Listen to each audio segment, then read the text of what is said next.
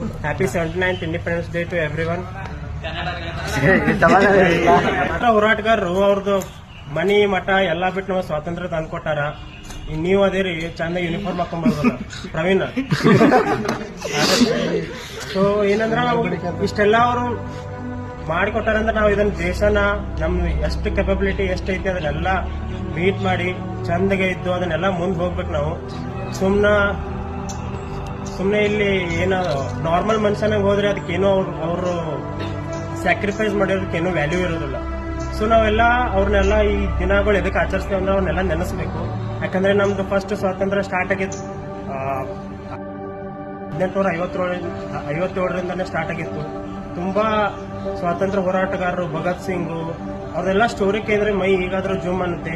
ಅವಾಗ ಬ್ರಿಟಿಷರು ಎಲ್ಲ ಅವ್ರ ಹೆಸರು ಕೇಳಿದ್ರೆ ಹೆದರ್ತಿದ್ರು. ಆಮೇಲೆ ನಮ್ಮ ಕರ್ನಾಟಕದಿಂದ ನೋಡಿದ್ರೆ ಸಂಗೊಳ್ಳಿ ಕಿತ್ತೂರು ರಾಣಿ ಚೆನ್ನಮ್ಮ ಅವರೆಲ್ಲ ಸ್ಟೋರಿ ಕೇಳಿದ್ರೆ ನಾವೆಲ್ಲ ಇನ್ಸ್ಪೈರ್ ಆಗ್ಬೇಕು.